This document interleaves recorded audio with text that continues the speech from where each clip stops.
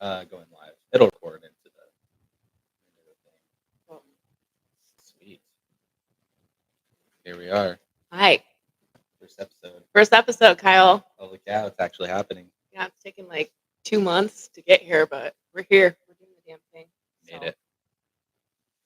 Awesome. okay. So I'm Kyle, I'm Madison.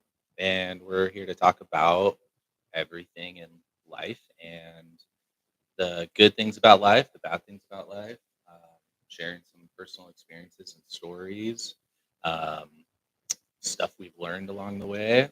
And yeah, hope you guys enjoy it.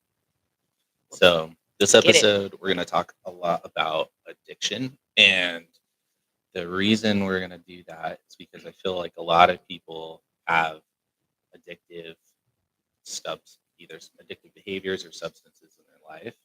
And I think it's something that a lot of people could relate to, something that I think would be really, really beneficial as far as something that could help the world. And so that's my main goal in all this is just to connect with people and hopefully help people, overcome certain things or realize certain behaviors about themselves.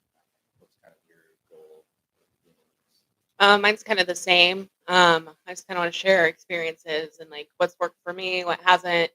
And if anybody can relate to it or can find it helpful, then that's a benefit for me. So, um, I mean, first off, I'm an addict myself. I struggled with substance abuse issues, so kind of get into sharing our struggles with drugs, substances. So, uh, Yeah, sure. yeah, take it away. All right. So I'm in recovery. I used to be an IV drug user. My DOC was methamphetamine and heroin. I've been clean off that for almost 8 years in August. Pretty proud of that. But it wasn't easy. I've been using substances since, God, how old? 13, 14 years old. Um, I kind of grew up with, substance use and alcohol use being a norm. So, growing up, I didn't really know any better. I thought it was normal, until I got older and I realized, oh, no, this is not normal. So, yeah, I started using, like smoking pot, drinking, 13, 14 years old. And then it just kind of escalated from there, got introduced to like pills and party drugs like cocaine and ecstasy and Molly and acid and mushrooms and did all those things in my teenage years, my high school years.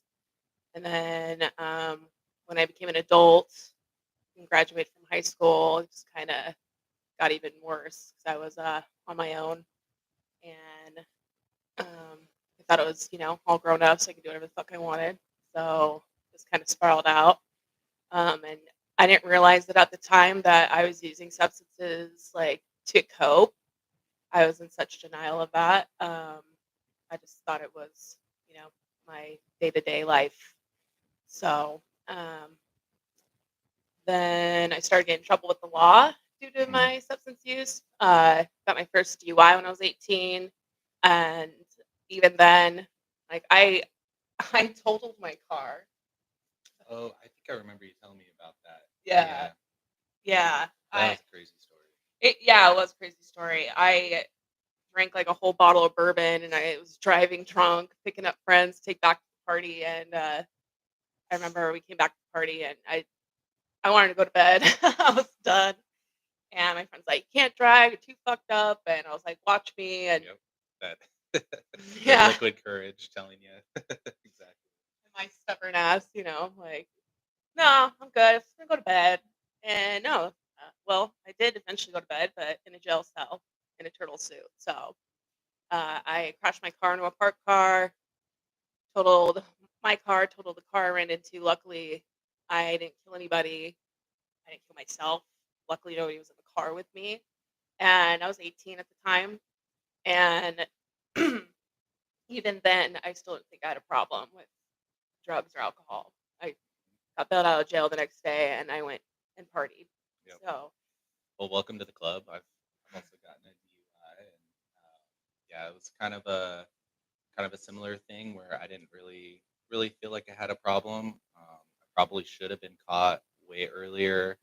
Um, and yeah, I was just kind of dealing with some stuff and things that I didn't know needed to be dealt with. And I was out partying with some friends. I had a friend. She was like, "Yeah, just come over to my place," which was super close. And I was like, "No, no, I want to get home." And so this is going from Boise all the way to Nampa. And I was like, "I want to get home." No. And so I get in my truck and I'm like, "Oh yeah, I can. This is all good. I've been here before." And start driving back to Boise, and you know, got the tunes cranking and having a good time, and like I'm going 55 on like a 35, like all the way down this backcountry road. I didn't take the freeway because I was like, just take the back roads. And yeah, sure enough, as soon as I came down this hill, there was a cop that passed me and pulled me over. And obviously I smelled like booze. I was pretty drunk. And he knew right away, and so I was just like, "All right, man, like totally, you got me. Like you got me. What do we got to do?" Got booked, and the whole time when I was in there, I was just feeling like, man, this isn't me. This isn't kind of the path I want to go. Or like I just was like, this isn't. I don't belong here in a sense. How old were you? I was 26. 26? Okay. 27, somewhere around there. Okay. It was like right before Christmas. I remember it was all snowy outside too, and having to like walk the line in the snow. And like, I can't do it. I can't. No, it's too snowy. And trying to do everything I can to try to get out of it. But realizing now, I realized that yeah, I did have a problem with alcohol. I still struggle with it here and there, um, but I've gotten a lot better over the last few years of not making a consistent thing out of it, keeping it to the weekends or socially. Um, I don't hardly even like getting super drunk anymore unless we're like downtown partying or something. But yeah, I've definitely gotten a lot better. But yeah, at the time, I didn't think anything of it. I wasn't thinking that I had a problem, but I mean, I remember there were times where I'd drive up to like Cascade, and we went through a whole bottle of Burnett's on the way up there, drank a 6 pack while we were up there, and then I drove back like it was nothing. And I'm like, holy shit, I should have gotten caught. Right. Um, but yeah, you don't realize it like I think in the moment until you like somebody says something or it starts affecting your life in a certain way where you're like, oh okay, maybe I do have a problem or I need to address this or Right. I think with alcohol, especially, I think it's so normalized in society that with that particular substance, it's harder to kind of, I guess, call out or realize that you have a problem with it because it's so normalized, right? Like something. I can name like 10 people right off the bat of my head that drink and drive regularly, or like they'll drink during the day and it's fine, you know, or go out in the woods, get fucked up, and then drive back. Hmm. It's Yeah. so normalized.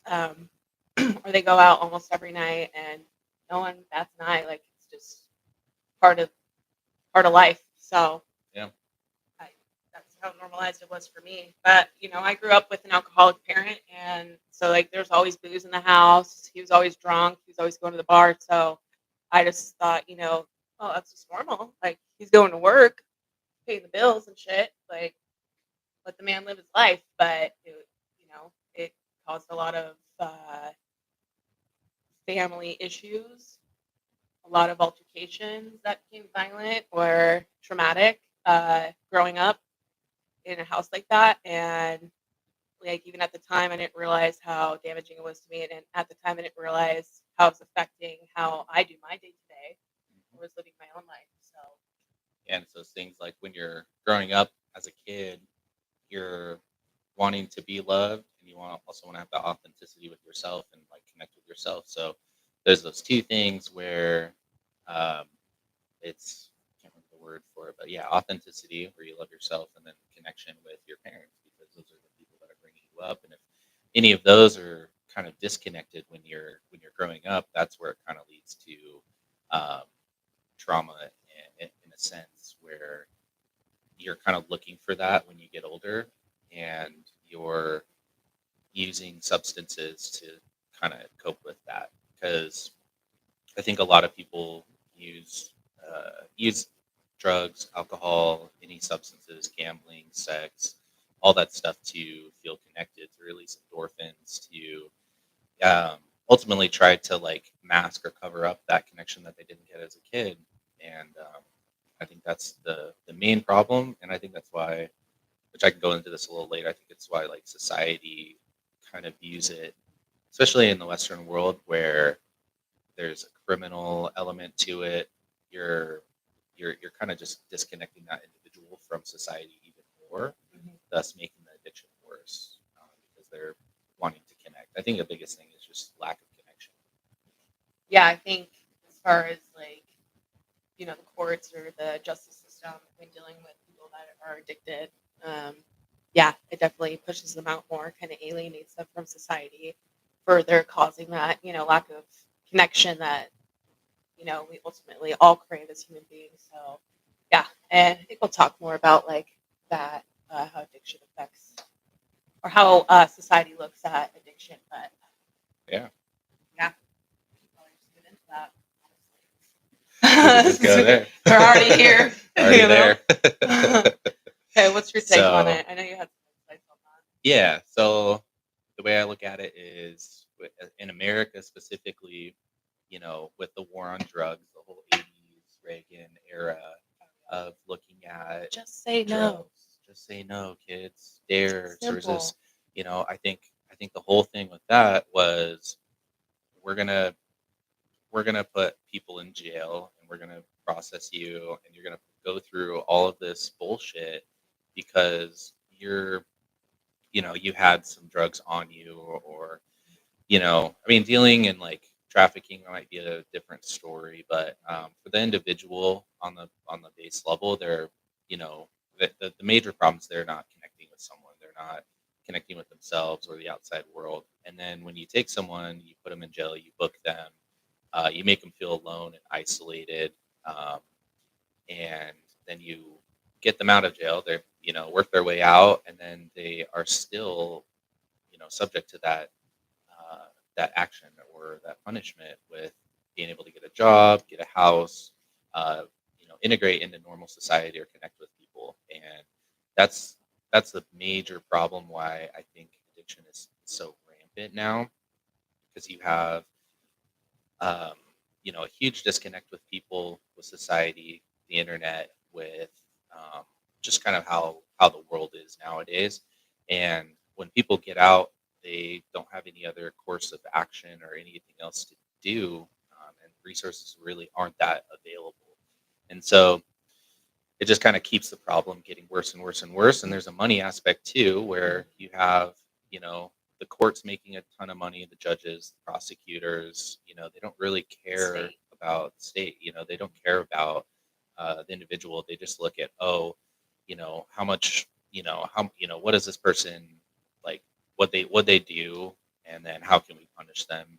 And, it doesn't create a better situation. People that go to jail typically end up going right back to jail because they have been normalized into that institution to be able to, you know, just be another cog in the machine. Essentially, they're not looked at as a human being. They're looked at as a number, and I think that's really wrong. And so um, that's kind of my take. And then you have kind of a whole another aspect of pharmaceutical drugs, the pharmaceutical industry, which they're uh, very, very profit motive and profit. That's their main bottom They line. don't care about us. You see the ads and They stuff on don't care TV. about They're us. just like, oh yeah, take this one thing for take this one thing for your ailment, and here's a long list of side effects and stuff. It's so crazy. So I don't Big pharma. big pharma. Yeah, you have the whole what's that The op- oxycodone and the yeah, opioid. the opioid epidemic. Yeah. And then a big thing I've been noticing because I work with people in the early recovery, and a big thing going around right now is fentanyl. They're putting fentanyl in like everything. Like I heard stories from clients and even in like news articles about been putting fentanyl and meth in candy, like crazy shit. And fentanyl is like 10 times stronger than heroin. Yeah, like a little tiny bit could kill Yeah, and it's killed a lot of people. So we live in Idaho. Most people don't even know where the fuck Idaho is on the you. map. It's It's kind of not funny. Iowa. Yeah, It's not not Iowa, Illinois. guys. We're on the west side. Um, because you don't know where Idaho is, we're between Montana and Oregon and Washington. We're shaped like this. Okay, so you know. But yeah, it's everywhere. It's here in Idaho. It's been rampant. I've actually lost a family member to fentanyl, and Yeah, I know a lot of people that has as well. So meth is a huge problem here. huge, Tons of meth so here. much meth. Oh my god. Um, yeah, I haven't cleaned for 8 years. Even 8 years ago, meth was a huge problem here, and it still is. I mean, it's everywhere. It's easy to make. Um, it's Yeah, it's just sad. But yeah, going back on uh, like how society views addicts. Yeah, it sucks. Because I would say not all people, and I think it's getting more, realize that hey, yeah, we're just because we're an addict or we've done jail time or prison time, in relation to our addiction, we're not a piece of shit. We're not like a violent criminal. I know some people may have done violent things while they're in their addiction that they would never otherwise do if they were sober. That happens. You're not in your right mind. You're fiending, or you got to do what you got to do. And this is why I say that addiction is a disease because like no one woke up. There's not one person that woke up and they're like, I want to be an addict. I want to ruin my whole fucking life. Not Yeah, one. yeah. So They're searching for something, searching for some relief, some connection, um, you know, escape. escape. Really, Yeah. that's kind of what I kind of see it as. And yeah, it's crazy. Yeah, I think there needs to be more done. I think drugs do need to be like decriminalized and get the drug court system thing on a completely different level where people are getting the help that they need, or it's like it's more of a rehabilitative instead of a criminal aspect to it. Because when you label someone a criminal, then that just like sets up even more implications down the line. So yeah, it's crazy. It's crazy. You know, so society is, I think heading in the right direction. There was, I think in Portugal they did it. They decriminalized um, all the drugs, and they, instead of processing them through the courts, they set up better ways to help people integrate back into society. And then like addiction levels went down, overdoses went down, HIV went down by like a very very noticeable amount. And so you kind of take someone and you find out like what they did before they got addicted. And I think this is huge because like there's a lot of people out there that have like trades or special talents or something that they could benefit to society, and they just kind of lost that along the way. But if you try to help nurture that within people, take that money that you were spending on the courts and all this stuff and put that towards that person and say, oh yeah, you were a mechanic or something. um, why don't we get you a job at this mechanic shop and we'll pay like half your wages for the year, and then you know business is benefiting, but then also like the person is benefiting because they're able to reconnect with themselves again on what they were like really passionate about, or something that they were good at, and then that will help overall like them see through that dark part in their life. Yeah, it gives them a sense, instills a sense of purpose, and productivity. Um, as a fellow addict, it's like I got to stay busy. I got to be doing shit. Hmm. Because it makes me feel good. I'm contributing to society somehow, or I'm doing something that's beneficial or productive. So And I think Oregon, and if anybody from Oregon is watching this or listening to this, correct me if I'm wrong, but I do believe they decriminalize drugs in Oregon as well.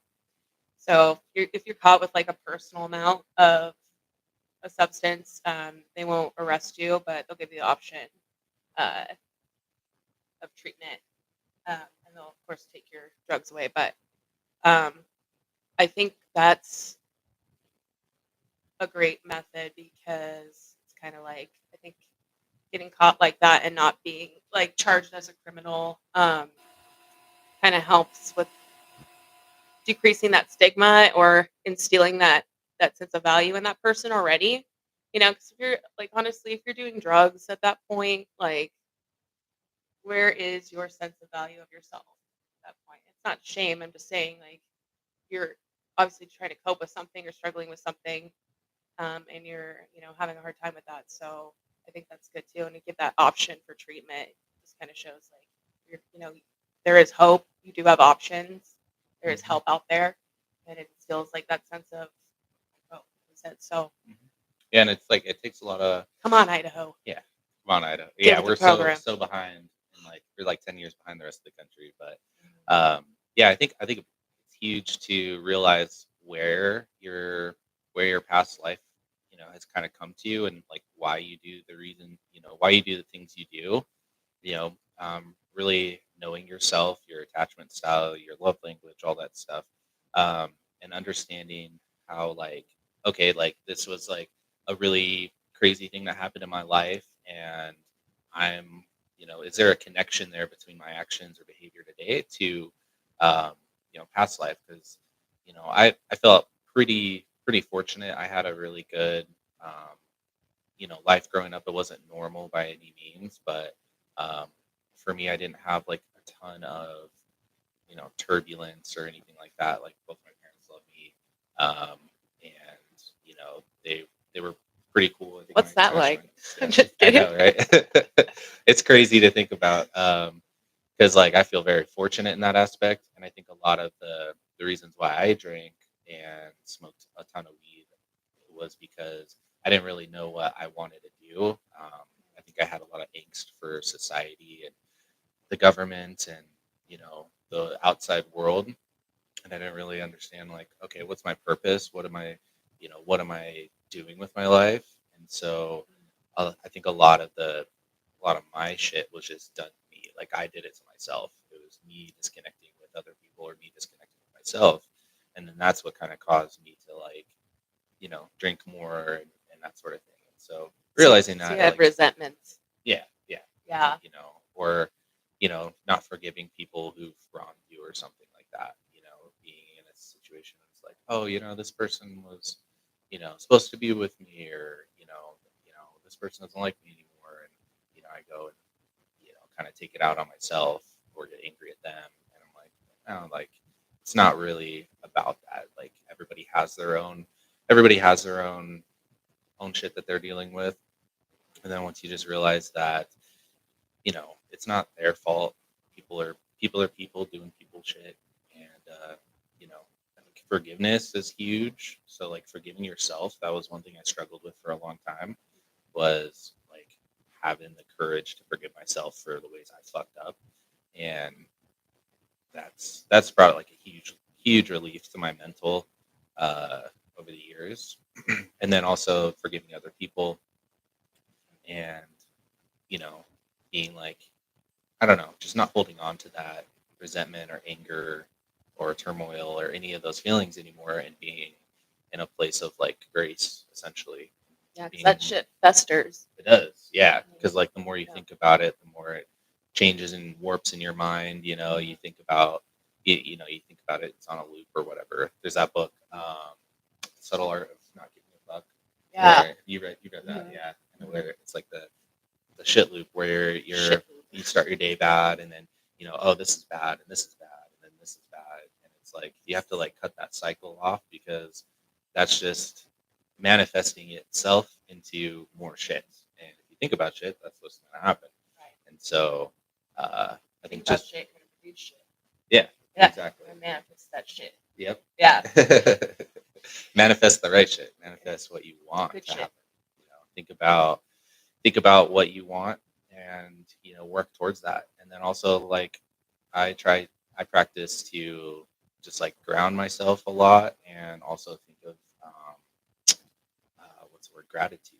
So when I get in a sense of like, oh, get down on myself or doubt myself, like I just kind of revert back to gratitude and be like, yo, I've accomplished so much, and I'm still super young in my life. I, you know, am grateful for all the people in my life, the connections, the friends, like everybody that's been there for me, and that helps shift that towards manifesting more gratitude. Like, okay, what my mind's already thinking, like, okay, what else can I be grateful for? What else can I manifest? What else can I benefit my not only my own life, but like having an outward focus or outward expression? And that's kind of like why we're doing this podcast in a Yeah. sense, is like I think this will be really beneficial to people to hear. However many people hear it, maybe one person changed one person's life, and we work on it for a year or something. That'd be super cool to be worth it because it helps somebody. So Yeah, for sure. um, Service for others. I yeah, kind of wanted to segue what you said earlier about you're like, hey, struggle. You mentioned that you struggled with like alcohol and stuff, but you also mentioned that you had a pretty decent childhood. I think a lot of people that are addicts would relate to the fact that they had a traumatic childhood event or just a really shitty childhood. But there are also people that are addicts that had a good childhood, that had loving parents, that had formed a secure attachment style to their parents, but still became addicted. And I want to kind of segue into how addiction is a disease. Um, and there's different like factors that contribute to the development of addiction in an individual. So a lot of people say like, oh, it's bad, childhood or environmental situation. And yes, it for the most of the part it is. But since addiction is a disease, that is a fact. That is not my opinion. I know people like to argue the fact that it's not a disease, what did they argue? that it's a choice. Hmm. Something, yeah, I've heard that too. It's not. Is it a choice to use? Yes. Is it a choice to act on certain behaviors or act a certain way under the influence of substances? Yes, but it's not a choice to be addicted to something. It's not. No, like I said earlier, no one wakes up and goes, I want to be addicted to drugs. I want to be addicted to sex. I want to be addicted to, destroying my fucking life. It's just not a thing. It's not a normal human behavior. So it's a disease of the mind. It fits the disease model. I'll go into that in a second, but I wanted to mention that and kind of see what your insights are on that as well. Yeah. I've heard both arguments. The choice thing kind of seems more dated with Western philosophy and It's bullshit. medicine and culture and stuff. So it's like Bullshit. I'm just kind of like I don't know. I don't know if I really necessarily see it that way, because there are the physical elements to it. Like I think benzos and alcohol, if you detox off those, you have the potential to die. And I think that's the only two. Yeah. Um, and so there is a physical element to it, but I think it's more based on um, mental factors, and where there's something missing in your life or missing from your childhood, you cope and use substances to try to feel better. Um, and that stems from all different ways. Everybody has different experiences, and so there's no right. I don't think there is any kind of like set in stone, like, oh, this happened to you as a kid, so you're gonna use heroin, or oh, you had a good childhood, you're gonna be on benzos or something, or drink or something. Um, Right. so yeah, I don't think there's a It's not a set in choice to be stone. addicted. No, It's I not. don't think so. So the disease model is so for something to be considered a disease has to affect a certain part of the body. It can be more than one part of the body, but its origin in some part of the body, and then it has to have symptoms, and then consequences or negative outcomes or some type of outcome. Mm. So for the disease model for addiction, addiction lies in the brain, stems in the brain, whether predisposition or created by trauma through the development and structuralization of the brain starts there.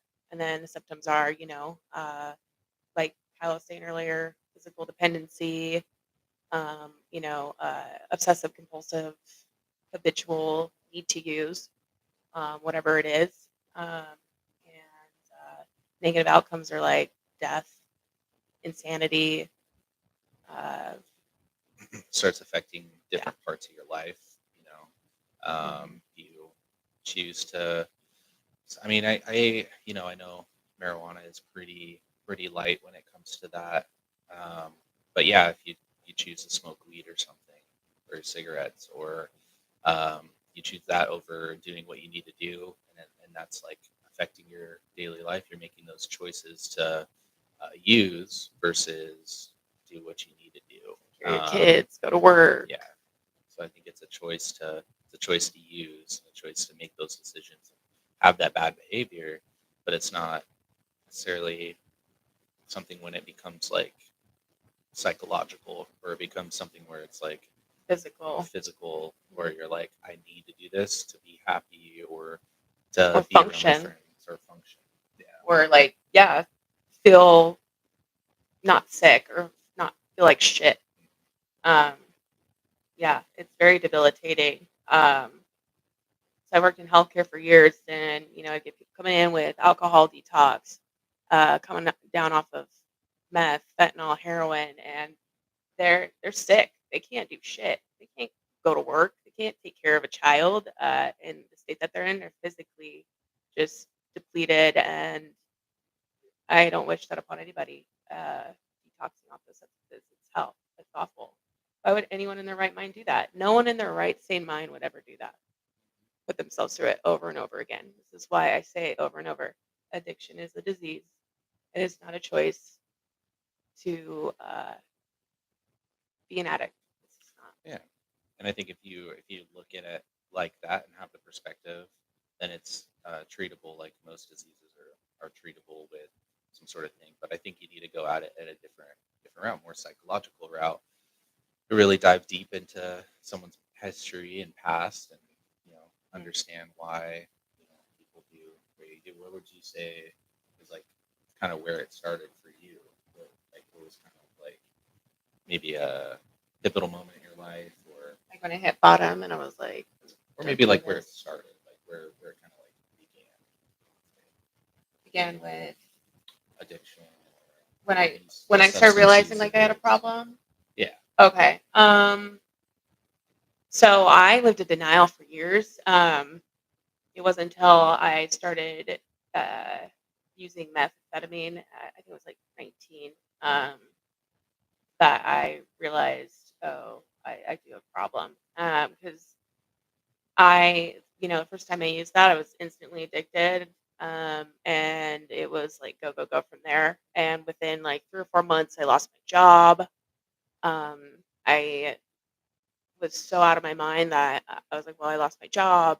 I'm high, so I can't get a new one. I'm gonna lose my apartment. So fuck it. I abandoned my apartment. I was living in my car. At that time, did you feel like you had a problem? Yeah, it wasn't like I didn't say it out loud, but it was in my head at that time. But I was so out of my mind that I was just like, I just want to keep getting high because I'm losing everything anyway. So I was just kind of in a fuck it. I don't care. Like I know I'm fucking up my life. I know that I have a problem. I'm addicted to the substance, but I can't stop. So I just basically ran until I couldn't anymore. And um, I think the pivotal moment for me, the first time, because relapse is part of recovery, but the first time I hit rock bottom and actually wanted to get treatment was I was homeless, living in some random dude's house on a dirty ass mattress. We ran out of ways to get drugs. We ran out of drugs. We're coming down pretty hard. And I had this weird, it was kind of like a spiritual intervention, like a divine intervention kind of thing. And I know everybody's like rock bottom experiences are different, but mine was like, felt myself looking down at myself, laying on the dirty ass mattress, and was like, I thought I was dead. Like, I really thought I was dead. And then I realized I'm not fucking dead. I have a fucking problem. and I do need help. By that time, like, I lost contact with my family. I had no money. I was homeless. I was panhandling at a fucking Walmart out of my beat up car, like in Mountain Home, Idaho, out of all fucking places. Like, it was bad. It was a low point. That was the bottom for me, and I went and got into treatment. So, and How did that go? oh man, it was a journey. So when you go from living your whole life thinking this is normal, like you don't know anything different, and you're so chemically, your brain's so chemically involved on the substances that you've been taking for so long, it's like it's a long process. So I went and got assessed through BPA. Um, my mom luckily gave me a ride from Mountain Home to Boise to detox um, in Boise. I detoxed for like 10 days. They realized I had psych issues as well. So they put me on the psych unit too. I went to my first like NA meeting ever. Um, I went to AA before because I was green carded. I was court ordered to go because of my DUI, but I didn't take it seriously at the time. So I was like, what the fuck is this? Yeah, I did one or two of those. I was like, Fuck is this? I was religion? What? God? You Yeah. know? I was like Yeah. It a definitely baby. helps. Yeah. It definitely helps some people for sure. I think the Oh. biggest, the AA and NA, I think that's like the biggest Mhm. models or something. Oh, I love it now. I love me a beating. But at the time I was like, fuck this. Mhm. Like, I want to drink more now.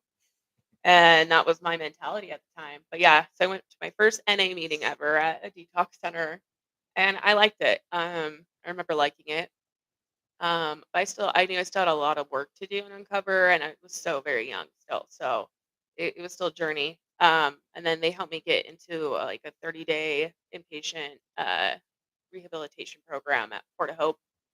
And I was like halfway through that program and learning about my issues and resentments that led me to use. Like, I didn't know, codependency had such a strong tie on my use. I didn't know, my relationships with people had a strong tie on my use. I didn't really realize like I had low self esteem, and it tied to my use. Like everything tied to my use. These underlying problems, like it wasn't just the fact I was addicted to drugs. It was all the underlying problems that I discovered through this process of getting sober that was keeping me sick and keeping me using. So, and halfway through my rehab program, I had pause, which is post-acute withdrawal symptoms from meth, and I had a little bit of a nervous breakdown, and I tried to kill myself in rehab. So I did a stint at a mental hospital for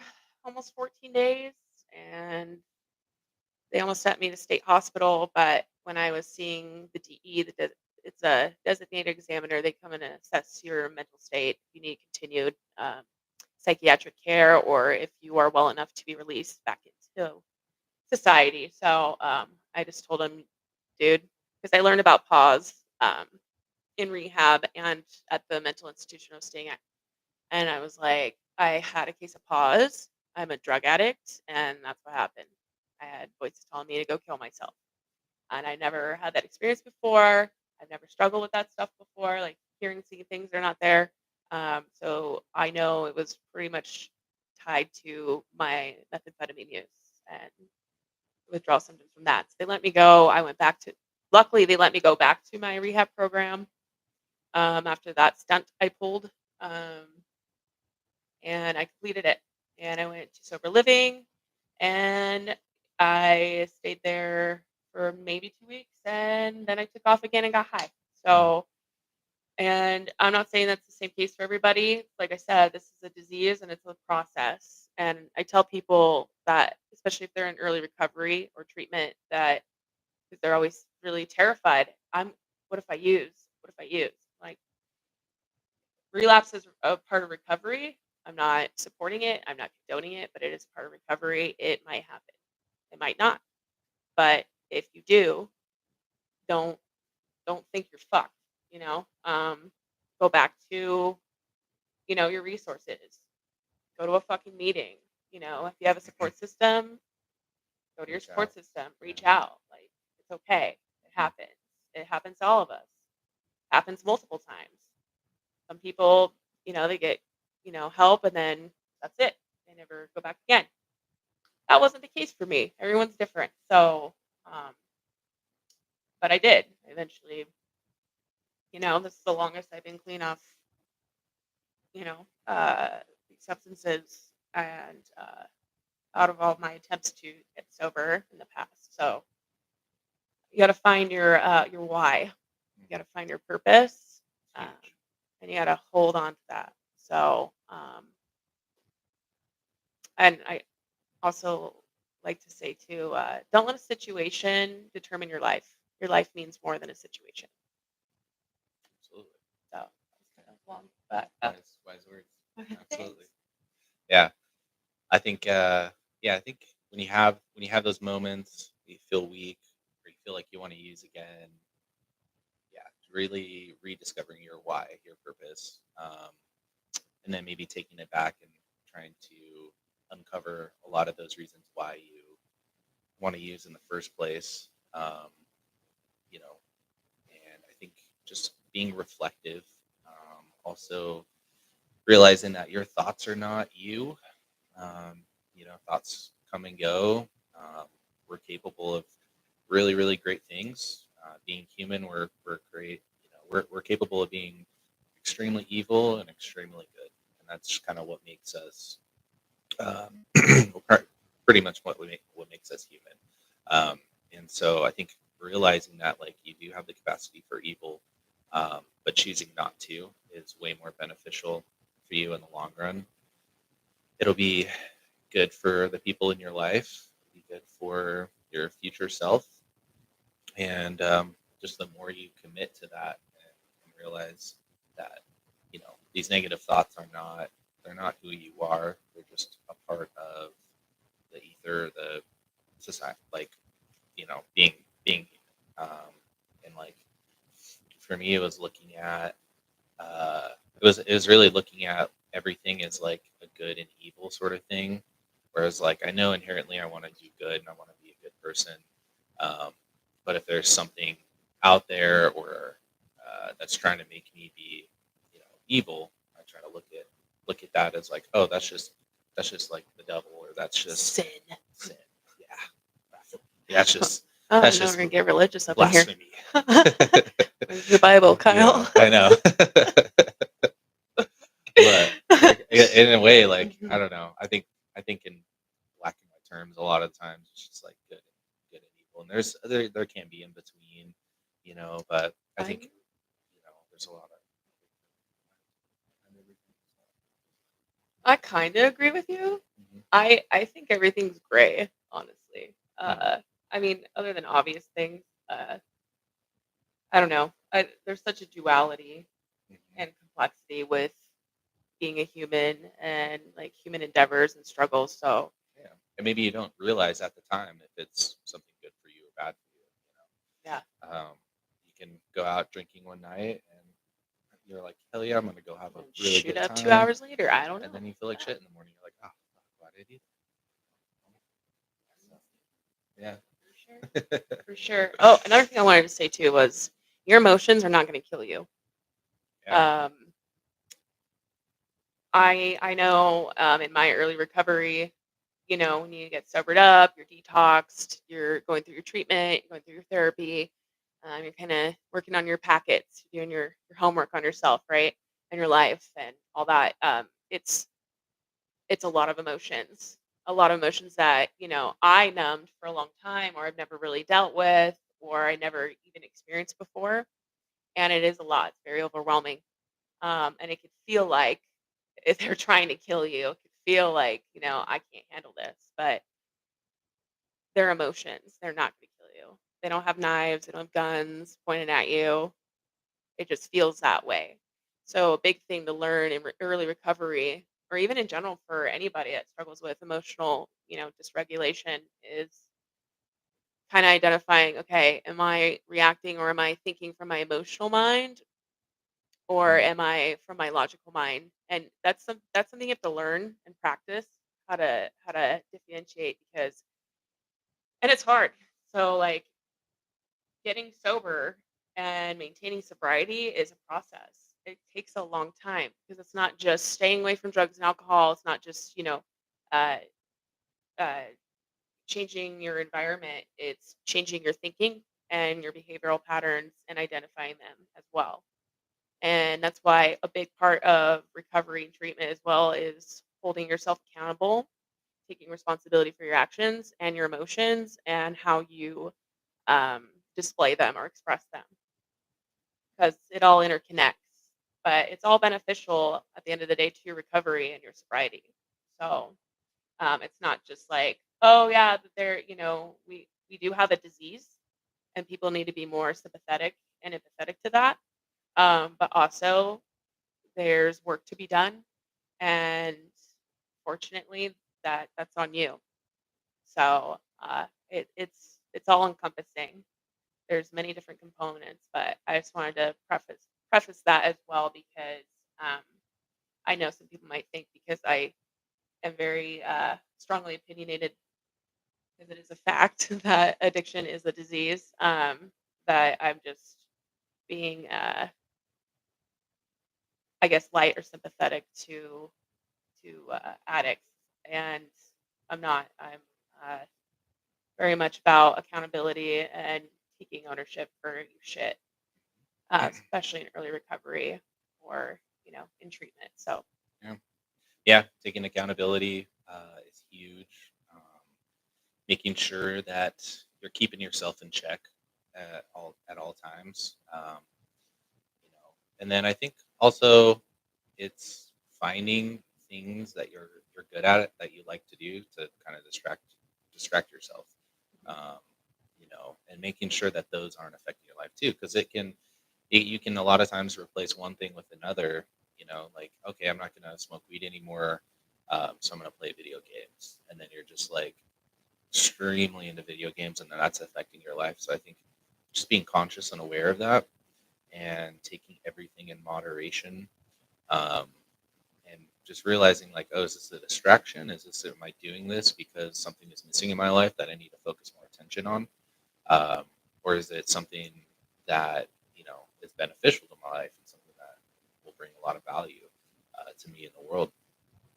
So I think, yeah, just being conscious of that, being self-aware, um, really, having a goal, a why is very important. Like, and really writing it down. So take time. Like, here's what I want to accomplish in my life in the next year, and writing all that down, and then like thinking about that every single day. How can I accomplish this? Who do I need to be in order to accomplish this stuff in my life? Um, what do I, need to incorporate? What do I need to work on?